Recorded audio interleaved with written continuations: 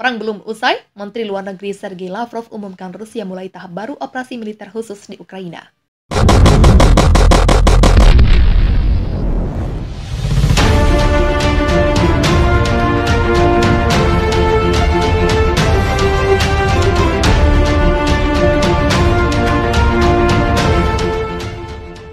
Menteri Luar Negeri Rusia Sergei Lavrov menyatakan tahap kedua operasi militer khusus di Ukraina telah dimulai. Menurutnya, fase baru ini menjadi momen penting dari seluruh operasi khusus yang dilancarkan Rusia. Operasi di Ukraina Timur itu ditunjukkan untuk membebaskan sepenuhnya populasi Republik Donetsk dan Luhansk. Kata Lavrov dalam wawancara bersama India Today, dikutip dari Antara Rabu 20 April. Operasi ini akan terus berlanjut. Tahap selanjutnya dari operasi ini kini telah dimulai. Sekarang akan ada momen penting dalam operasi khusus ini, tambahnya. Lavrov juga menangkal bahwa Rusia berencana untuk menggunakan senjata nuklir di Ukraina. Menurutnya, tuduhan tersebut datang dari pihak Ukraina, khususnya Presiden Ukraina Volodymyr Zelensky. Kami tidak pernah menyebutkan tentang ini, ucapnya merujuk pada pernyataan Zelensky yang menyebut Rusia mungkin menggunakan senjata nuklir di Ukraina. Ukraina pada Rabu 20 April menyatakan ada kesepakatan awal dengan Rusia untuk mengevakuasi warga sipil dari kota Mariupol yang terkepung. Sementara Rusia kembali meminta pasukan Ukraina yang tersisa agar menyerah. Deputi PM Ukraina Irina Vereshchuk mengatakan kesepakatan mengenai koridor kemanusiaan akan memungkinkan kaum perempuan, anak-anak, dan lansia untuk pergi mengungsi.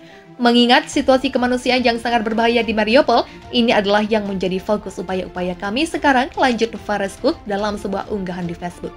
Vereshchuk telah melaporkan 3 hari berturut-turut tidak dapat membangun koridor kemanusiaan apapun di negara itu. Rusia menetapkan tenggat dari Rabu bagi para pejuang Ukraina untuk menyerah di Mariupol, yang terbaru dari serangkaian ultimatum yang telah ditolak Ukraina. Tenggat hari Selasa berlalu dengan Rusia menyatakan tidak ada tentara Ukraina yang menerima tawaran untuk menyerah dengan imbalan keselamatan diri.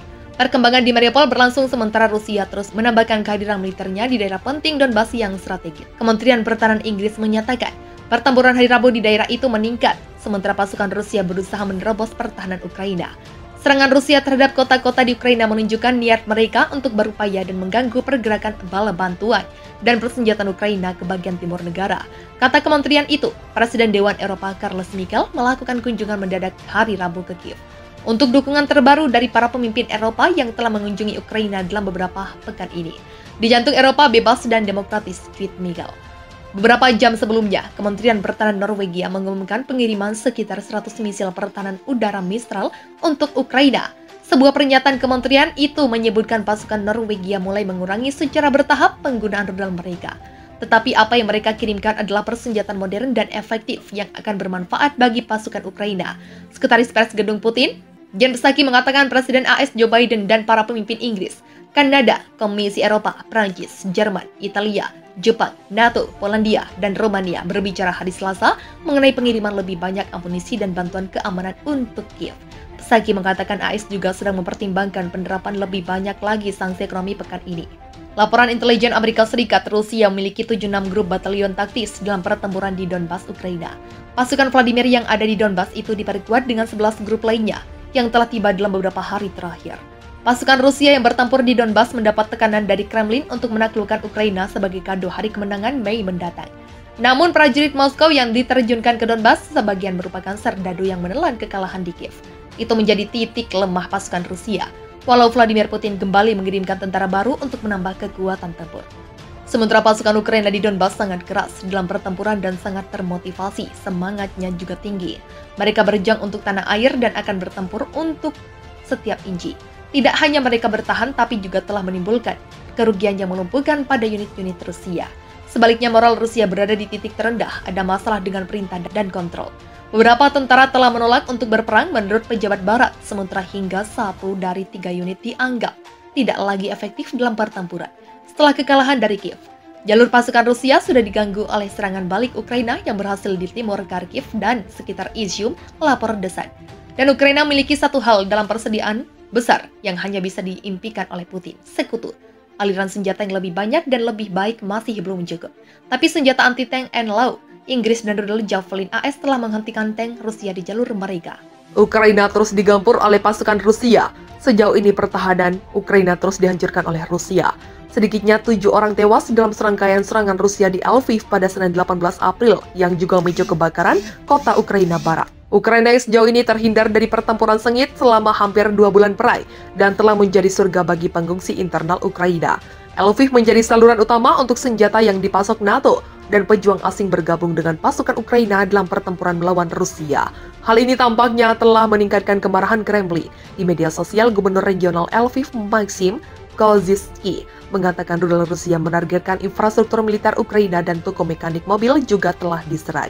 Tentara Rusia mengatakan telah menghancurkan depot besar senjata asing yang buru-buru ini dikirim ke Ukraina. Pesawat-pesawat Rusia di pagi hari menyerang pusat logistik Ukraina di dekat Lviv yang menyimpan sejumlah besar persenjataan asing yang dikirim ke Ukraina selama 6 hari terakhir oleh Amerika Serikat dan negara-negara Eropa dan menghancurkan mereka, kata juru bicara Kementerian Pertahanan Rusia Igor Konashenkov dilansir dari Al Jazeera. Kepala Kereta Api Nasional Ukraina Alexander Kamyshyn mengatakan di media sosial bahwa beberapa infrastruktur situs juga telah rusak. Ini kemungkinan akan berdampak pada penundaan layanan, tapi tidak ada penumpang atau staf yang terluka. Sebuah hotel yang melindungi warga Ukraina yang melarikan diri dari pertempuran di bagian lain negara itu termasuk di antara bangunan yang rusak parah, menurut wali kota Andriy Sadovi. Mimpi buruk perang telah mengejar kami bahwa di Lviv, kata Lyudmila Truskar, yang melarikan diri dengan 2 anak dari kota timur Kharkiv. Tidak ada lagi tempat di Ukraina di mana kita bisa merasa aman. Peningkatan serangan ke infrastruktur Rusia mengintensifkan serangan di Dan, sekitar ibu kota Kiev lebih jauh ke timur. Menargetkan sejumlah fasilitas yang memproduksi perangkat keras militer. Pemboman itu terjadi setelah Moskwa berjanji menanggapi apa yang disebutnya serangan Ukraina di tanah Rusia dan tenggelamnya kapal perang Moskwa. Sebuah ledakan kuat mengguncang Vasil Kiev, sebuah kota di selatan Kiev yang merupakan rumah bagi pangkalan udara militer. Menurut penduduk, tidak segera jelas apa yang terkena serangan. Seorang pria dan seorang wanita tewas di kota Kharkiv, Ukraina Timur Laut ketika peluru menghantam taman bermain di dekat sebuah bangunan tempat tinggal. Menurut kantor kejaksaan setempat dalam sebuah unggahan di layanan pesan Telegram. Analis militer mengatakan Rusia meningkatkan serangannya terhadap pabrik senjata, kereta api, dan target infrastruktur lainnya di seluruh Ukraina untuk melemahkan kemampuan negara itu melawan serangan darat besar-besaran di wilayah Donbas, jantung industri timur Ukraina yang sebagian besar berbahasa Rusia. Militer Rusia mengatakan rudalnya menghantam lebih dari 20 sasaran militer di timur dan tengah Ukraina pada hari terakhir, termasuk gudang amunisi, markas komando, dan kelompok pasukan dan kendaraan. Jenderal Richard Danab, mantan Kepala Angkatan Darat Inggris, mengatakan kepada Sky News bahwa serangan itu adalah bagian dari kampanye pelunakan oleh Rusia menjelang serangan darat yang direncanakan di Donbas.